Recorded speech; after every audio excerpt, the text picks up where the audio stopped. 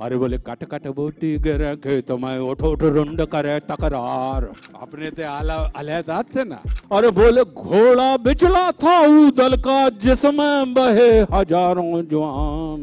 बोले बूढ़ी कचौड़ी धिंग ताक ताक धिंग ताक ताक धिंग ताक ताक। लेकिन आज की तारीख में हो कर रहो कि हम अड़ अड़ के बड़े हो रहे हैं। हम लड़वे में नहीं अड़वे में विश्वास रख रहे हैं।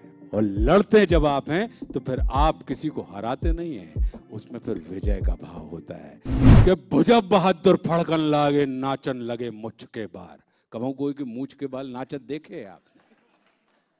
मगर कहने का अर्थ क्या है कि मतलब इतना हर्ष और इतना उल्लास था उस भीषण संग्राम में, जहां पे हम और आप जैसे लोग अगर पहुंचे तो सब में पहले धुकपुकी बढ़त है। और उनके हृदय में उनकी धुकपुकी नहीं, उनके हृदय में धड़कनें बढ़ती थीं, जहां पे हर्ष और उल्लास और शौर्य दिखाने की जो वो अपनी प्रतीक्षा कर रहे होते थे, उसके अवसर को सामने देख के कि बिल्कुल उनको लगता था कि जैसे यही प्रेमिल क्षण आ गया है कि जहां पे मैं अपनी उस शौर्य रूपी प्रेमिका को अपने शौर्य का प्रदर्शन करके अपनी तरफ रिझा सकता हूं। तो अब बोले भुजा बहादुर फड़कन लागे। भुजा तो फड़कत देखी हमने, मतलब ऐसा नहीं कमो कमो ने कि दाई भुजा फरक रही यार। बोले आज अच्छो ये कछु, बोले हाँ आज कछु बाई से फरक रही, तो थोड़ी मोड़ी तो फड़क जाता, मनो वो उस फड़कने की बात नहीं है। तो उसकी कहनात भी कई किस्म की है। लेकिन जिस भाव में हम लोग सुनते थे कि बोले भुजा बहादुर फड़कन लगे नाचन लगे मुझ के बार, अपने ते आला अलहदा थे ना, बस कार लगो है। और वे अरे बोले कट कट बोटी गिरे खेत में उठ उठ रुंड करे तकरार। मतलब बोटी कट रहे रुंड लड़ रहा है। अरे बोले घोड़ा बिचला था ऊदल का जिसमें बहे हजारों जवान। बोले एक चाड़ा सेनापति चाड़ा ने ऊदल को घेर लिया था। ऊदल बोला रे चाड़ा जाकर कह देना पृथ्वीराज चौहान से। बोले कब? बोले पूड़ी कचौड़ी धिंग ताक ताक धिंग ताक ताक धिंग ताक ताक। के पूड़ी कचौड़ी झान न मिले हैं 12 मास चले तलवार। मतलब इधर निमंत्रण नहीं है, बुलावा नहीं है मालिक इधर। अरे बोले घोड़ा बिचला था ऊदल का जिसमें बहे हजारों जवान। आधी जमना में पानी बहे आधी बहे रकत की धार। एक को मारे दो ही मर जाए, तीसरा खौफ खाए मर जाए। मरे के नीचे जिंदा लोग ऊपर लोथलई लटका है। अब ये जो बात है, ये जो मतलब अकेला काव्य ही नहीं है, अकेला छंद ही नहीं है, उसमें लहर भी है, उसमें बहर भी है, उसमें धुन भी है, उसमें सुर भी है। ये जो बात होती है कि तब इतने पुराने 1000 साल पुराने किसी युद्ध के वर्णन को सुनकर आपको लगता है कि वो दृश्य आपकी आंखों के सामने आज भी ताजा हो गया। बोले उसमें कैसी कैसी उपमाएं दी हैं। बोले विलक्षण उपमाएं दी हैं। उस समय क्या उपमा है? बोले 12 बरस लो कूकर जीव है। अब कह रहे हैं मतलब अपने बच्चे को राजा बता रहा है कि अगर आ गया है कोई दुश्मन हमारे सामने तो छिपने की डरने की उसकी जरूरत नहीं है।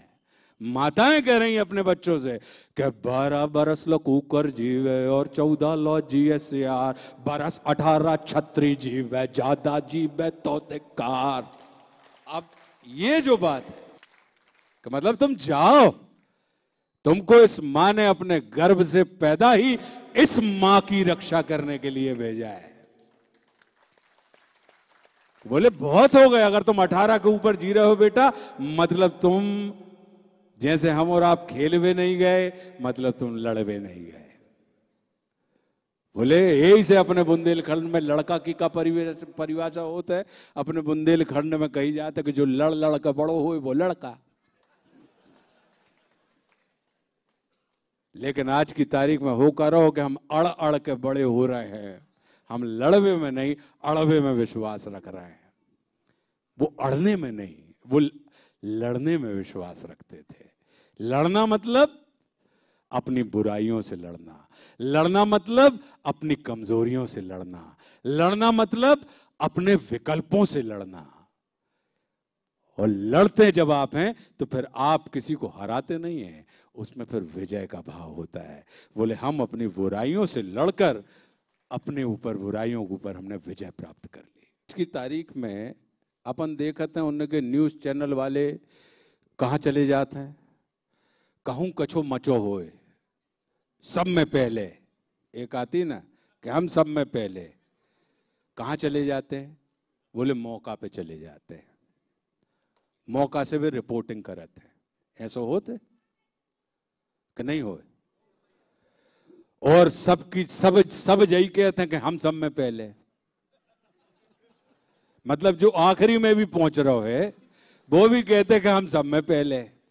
ऐसी बात हो तो ऐसे ही पहले जब ये सब कैमरा वैमरा नहीं आए थे तो ऐसे ही पहले जो साहित्यकार होते थे, कवि होते थे, ये लोग सिर्फ कलम के, ये सिर्फ कटार के धनी नहीं होते थे।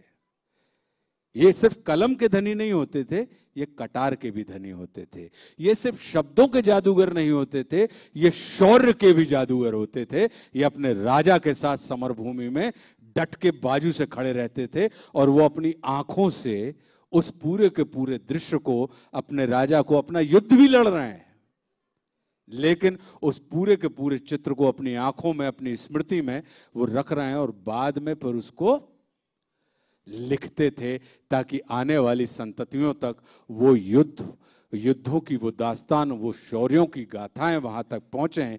तो ऐसे ही जो आला खंड है, जिसको आप एक खंड काव्य कहते हैं, जिसमें 52 लड़ाइयां हैं, तो अब आला उदल बड़े लड़ैया इनकी मार सही न जाए वाली बात है जो।